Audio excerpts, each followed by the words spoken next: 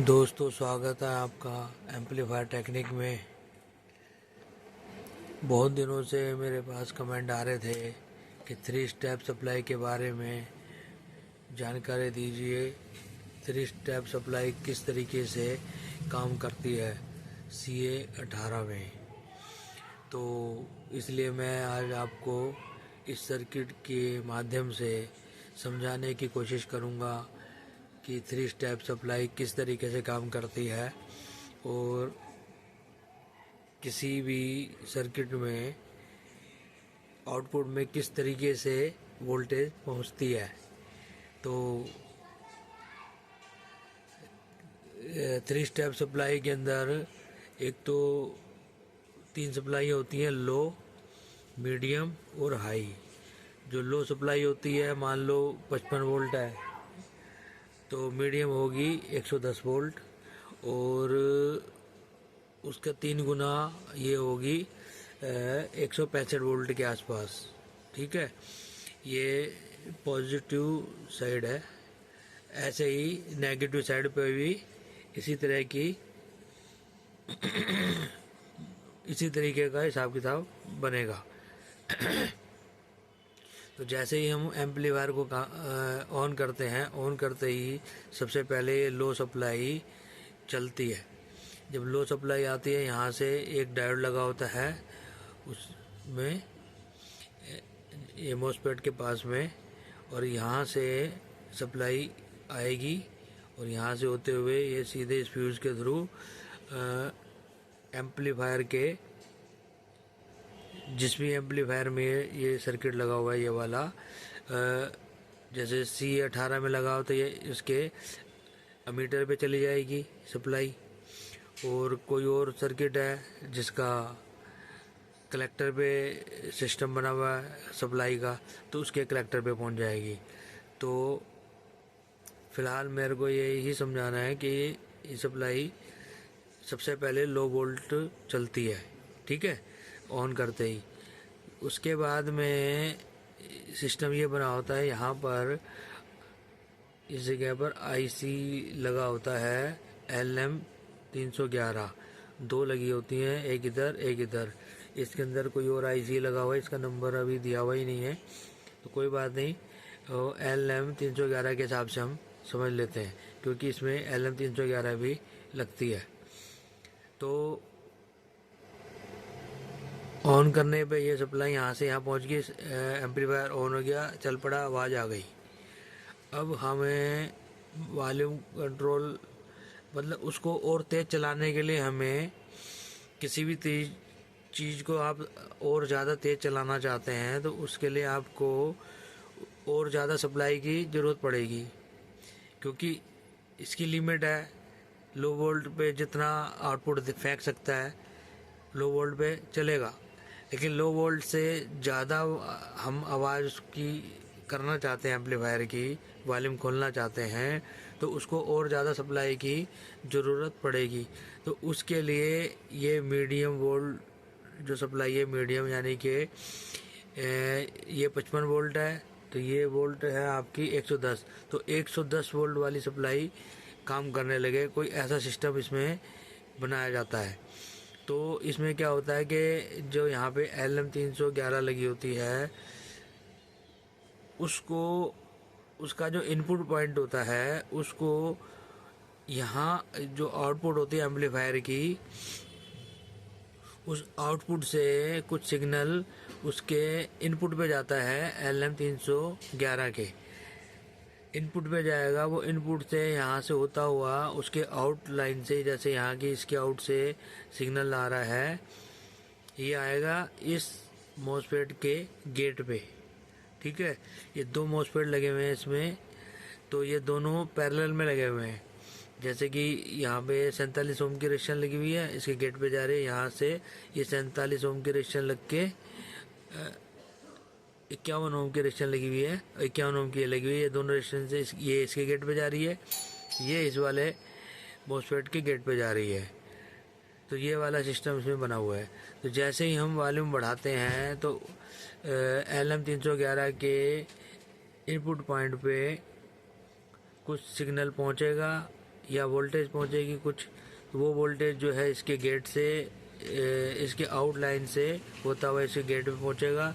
और जैसे जैसे वॉल्यूम बढ़ाते जाएंगे इस वाले पॉइंट पे वोल्टेज बढ़ती जाएगी। वोल्टेज जैसे जैसे बढ़ती जाएगी, इन दोनों के गेट पे वोल्टेज जैसे बढ़ेगी, तो इसका काम क्या है कि यहाँ पर जो भी उसको सप्लाई मिल रही है, इस पॉइंट पे जो भी इसको सप्लाई मिल रही है, इसको सप्लाई कहाँ से मिल रही है, ये जो मीडियम वाली सप्लाई है ये यहाँ से आके इस डायोड के थ्रू इस पॉइंट पे आ गई, और ये जो है यहाँ से यहाँ मिल रहा है। ठीक है, तो जब सप्लाई जैसे ही इसके गेट पे वोल्टेज बढ़ती जाएगी, ये इसके ड्रेन से सप्लाई को लेगा। ये ड्रेन यहाँ से यहाँ मिला हुआ है, दोनों यहाँ से सप्लाई दोनों के दोनों ये मॉस्फेट लेंगे और इसके सोर्स को दे देंगे।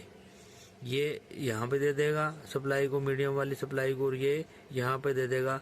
उसी हिसाब से जिस हिसाब से यहाँ पर इसके गेट पे पीछे से सिग्नल मिलेगा, जैसे जैसे वोल्टेज यहाँ की बढ़ती जाएगी इन दोनों गेटों की, इसके गेट की और इसके गेट की, तो ये यहाँ से ड्रेन से सप्लाई लेगा और सोर्स को दे देगा। ठीक है, और सोर्स से यहाँ से फिर ये इस एम्पलीफायर में जो यहाँ पे जो एम्पलीफायर पे जा रही है, उस एम्पलीफायर पे मीडियम सप्लाई वॉल्यूम के हिसाब से पहुँच जाएगी और एम्पलीफायर और तेज़ चलने लायक हो जाएगा, क्योंकि उसको उसकी भरपाई अब ये मीडियम सप्लाई कर रही है। ठीक है, अब मीडियम सप्लाई की भी हमने वॉल्यूम तेज़ कर दी और तेज़ कर दी। डीजे में तो तेज़ आवाज़ में ही चलाया जाता है, तो अब उसको और ज़्यादा सप्लाई की आवश्यकता पड़ेगी और ज़्यादा तेज़ चलाने के लिए। उसके लिए उसमें यहाँ पर एक और आईसी लगा होता है LM311। उसके बाद में वो वाला आईसी भी काम करने लग जाता है, सिस्टम ऐसा बना होता है। ठीक है, तो उसका सिग्नल जब वॉल्यूम और तेज़ आएगा तो वो सिग्नल फिर यहाँ से एक सिग्नल और यहाँ पर आएगा। यहाँ पे भी 51 ओम लगी हुई है, 51 ओम की रेजिस्टेंस ये लगी हुई है, तो ये इसके गेट पे, इसके गेट पे भी सिग्नल आना शुरू हो जाएगा। मतलब जब वॉल्यूम बढ़ाएंगे ज़्यादा, तो जैसे ही वॉल्यूम और ज़्यादा बढ़ेगा यहाँ से सिग्नल आएगा, तो वही सिस्टम ये इसके ड्रेन से वोल्टेज को लेगा और अपने सोर्स को दे देगा इस पॉइंट पे। ऐसे ये वाला भी यही काम करेगा। जो हाई वोल्टेज यहाँ से मिल रही है इसको ड्रेन से लेके और सोर्स को दे देगा। सोर्स आ गया यहाँ पर, ठीक है, और इसका सोर्स भी आ गया यहाँ पर। तो ये वोल्टेज जो है ज़्यादा वाली हाई वोल्टेज जो ये वाली है, ये हाई वोल्ट यहाँ से होके इस पॉइंट पे आ गई, और यहाँ से पहले से ही यहाँ से वोल्टेज यहाँ आ ही रही है, तो ये वोल्टेज यहाँ से होते हुए इधर आ गई। और यहाँ से वॉल्यूम के हिसाब से जितनी वॉल्यूम खुलते जाएंगे वैसे वैसे यहाँ पर वोल्टेज बढ़ती जाएगी और वॉल्यूम हमारा एम्पलीफायर पूरी तरीके से तेज़ आवाज़ में बजने लायक हो जाता है। जैसे जैसे वॉल्यूम कम करते जाएंगे इसके गेट की सप्लाई कम होती जाएगी, ये वाला फिर ऑफ हो जाएगा, ये वाला काम करता रहेगा। उस टाइम पे जब ये और वॉल्यूम कम कर देंगे तो ये वाला भी इसके गेट पे सप्लाई आना बंद हो जाएगी, तो ये भी बंद हो जाएगा। फिर उसके बाद में लो सप्लाई पे ये नॉर्मल आवाज़ में आपका एम्पलीफायर चलता रहेगा। तो ये होता है स्टेप बाय स्टेप, ये इस तरीके से ये सप्लाई काम करती है। और इसमें एक डायोड ये लगा हुआ है, एक डायोड ये लगा हुआ है, इसमें दो डायोड लगे हैं। तो C18 में ही ये दोनों डायोड लगे हुए हैं। ये इसलिए लगे होते हैं जैसे लो वोल्टेज यहाँ से आएगी, यहाँ से इधर आ गई यहाँ पर, ठीक है। अब वॉल्यूम हमने बढ़ाई तो यहाँ से मीडियम वोल्टेज आई यहाँ से इधर, और फिर यहाँ से आ गई इधर। तो ये यहाँ से लो वोल्ट आएगी, यहाँ से मीडियम वोल्ट तो यहाँ पर आएगी, तो यहाँ से इधर को ना जा सके, इसको डिस्टर्ब ना करे लो वोल्ट को। इसलिए ये यहाँ पर डायोड लगा होता है, क्योंकि डायोड का काम होता है सप्लाई को एनोड से कैथोड की ओर जाने देगा, कैथोड से एनोड की ओर नहीं जाने देगा। ठीक उसी प्रकार यहाँ पर मीडियम की जब सप्लाई चलेगी तो यहाँ से यहाँ आ गई, ठीक है। तो ये जो है एनोड है, ये कैथोड है, तो एनोड से कैथोड की ओर सप्लाई जाने देगा। जो यहाँ से हाई वोल्टेज आएगी इधर, उस सप्लाई को यहाँ नहीं आने देगा। ठीक है, तो यहाँ आने नहीं देगा तो ये मीडियम वोल्ट को इस हाई वोल्ट से कोई परेशानी ही नहीं होगी, तो ये वोल्टेज सीधी यहाँ से यहाँ पे आ जाएगी, कोई दिक्कत आएगी नहीं। इसलिए ये डायोड लगा हुआ है, ये डायोड एक ये डायोड। तो यही जानकारी देना था, यही इस तरीका होता है, इसी तरीके से ये स्टेप बाय स्टेप काम करता है। मैं समझता हूँ कि आपको ये वीडियो अच्छी लगी होगी और समझ में भी आई होगी।